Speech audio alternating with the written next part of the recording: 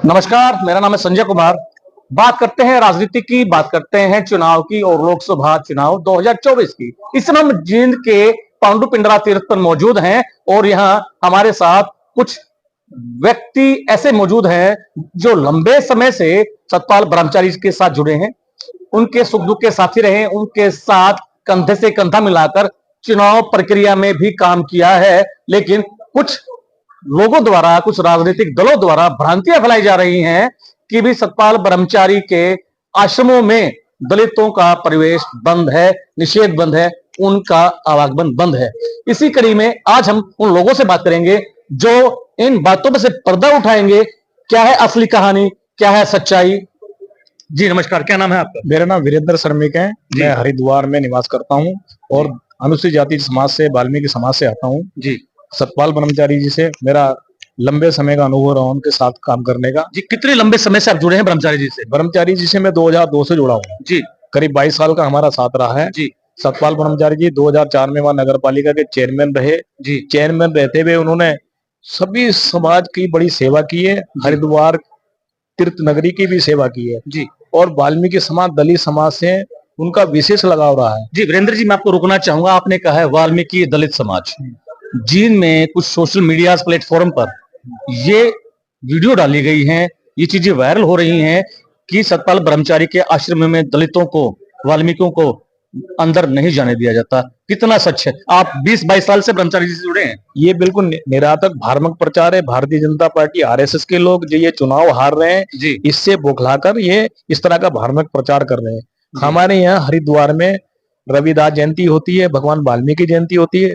सारे दोनों जयंतियों पर भंडारे का आयोजन अपने धन से, अपने संसाधनों से श्री ब्रह्मचारी जी करवाते हैं। जी, और सब लोगों के, हमारा वाल्मीकि आश्रम कनखल में बहुत बड़ा आश्रम है, पूरा भारत के लोग उससे जुड़े हुए हैं। वहां पर भंडारे का आयोजन करते हैं। हमारे जो गुरु जी हैं वहाँ मानदास जी, उनके अभिन्न मित्र हैं श्री सतपाल ब्रह्मचारी जी। और सबके बीच में बैठ के, दलितों के बीच में बैठ के, रविदास समाज के बीच में बैठकर भोजन करते हैं। और इनके जो आश्रम में 24 घंटे इनके दरवाजे खुले रहते हैं।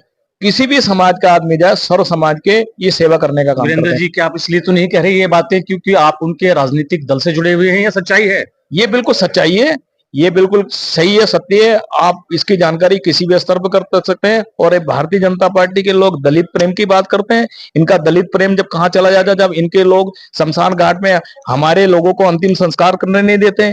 इनके लोग जब कहाँ चले जाते हैं, जब उत्तर प्रदेश में हमारी बहन मनीषा हत्याकांड हुआ था, उसकी इन्होंने उस अंतिम संस्कार तक नहीं करने दिया था इनके जिला प्रशासन के लोगों ने। जब इनका दलित प्रेम कहाँ चला जाता है। और सबसे बड़ा इनका दलित और ओबीसी प्रेम के मैं अभी इनके बता देना चाहता हूं। जब उत्तर प्रदेश में सरकार चेंज हुई और माननीय अखिलेश यादव मुख्यमंत्री पद से हटे, योगी आदित्यनाथ मुख्यमंत्री बने, इन्होंने मुख्यमंत्री आवास का शुद्धिकरण करने का काम किया, उसको धुलवाने का काम किया। ये इनकी कार्यशैली है। इनका दलित ओबीसी प्रेम बिल्कुल झूठा और दलित विरोधी लोग हैं। वीरेंद्र जी, आपने कहा है कि सतपाल ब्रह्मचारी ने दलितों के घर भोजन किया है, कितनी सच्चाई है इस बात? बिल्कुल सच्चाई है। मैं इसके आपको फोटो दिखा सकता हूँ, मेरे मोबाइल में पड़े हैं। हमारे वाल्मीकि जयंती में बढ़ चढ़कर हिस्सा लेते हैं महाराज जी, भोजन करते हैं बीच के। और हम, मेरा और सतपाल ब्रह्मचारी जी का 50 मीटर की दूरी है इनके घर के सामने। और जब इनकी चाय पीने की इच्छा होती है, मेरे घर आ जाते हैं कि आज शर्मिक जी क्या चाय पियेंगे। तो क्या ये सच्चाई है कि जो सतपाल ब्रह्मचारी हैं, जो भ्रांतियां हैं, वो दलित समुदाय के लोगों के बीच में रहते हैं? दलित समाज के 24 घंटे 24 कर रहते हैं, सब समाज के बीच में रहते हैं, दलित समाज के अलावा नहीं है।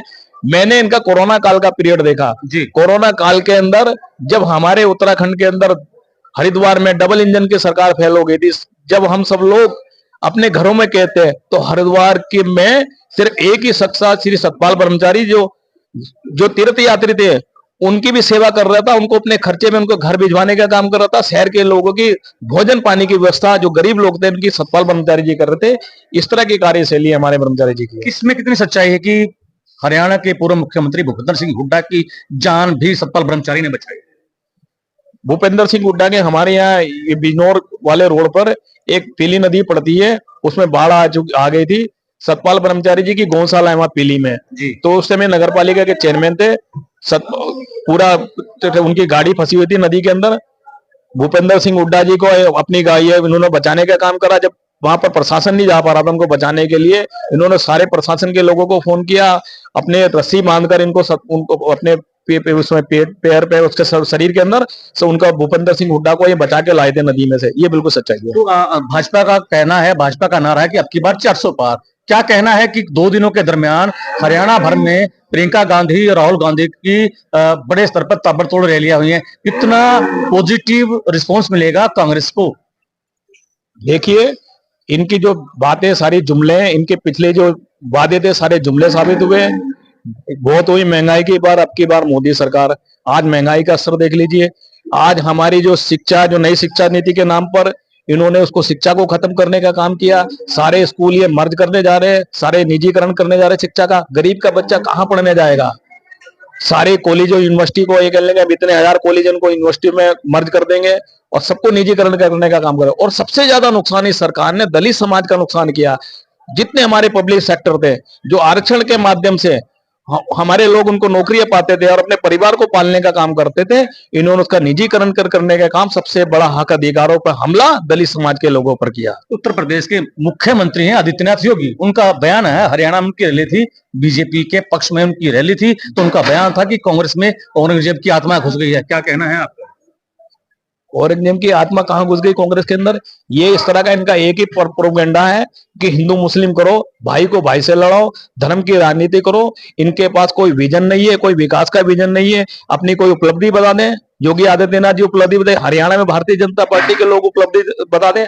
आज हरियाणा बेरोजगारी के नाम पर पूरे देश में नंबर 1 के ऊपर है। इनके पास युवाओं के लिए कोई रोजगार नीति नहीं है। इनकी गारंटी बिल्कुल झूठी साबित होती है। और हम जो गारंटी लेके आते हैं, चाहे हम मनरेगा योजना लेके आए हो, चाहे हम RTI कानून लेके आए हो, चाहे हम फूड सेफ्टी बिल लेके आए हैं, फूड सेफ्टी बिल के अंदर बिल्कुल हमने 1 रुपए 2 रुपए किलो में राशन देने का काम किया गरीब लोगों को।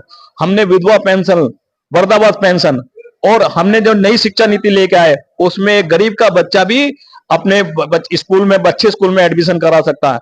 हम नवोदय विद्यालय जैसे लोग लेके आए, नवोदय विद्यालय लेके आए कि एक गरीब का बच्चा भी हॉस्टल में रहकर वहां पर पढ़ाई कर सके, वो शिक्षा प्राप्त कर सके। ये हमारी नीति है। लोकसभा चुनाव 2024 की हरियाणा में कितने सीटें जीतने का दम भरती है कांग्रेस?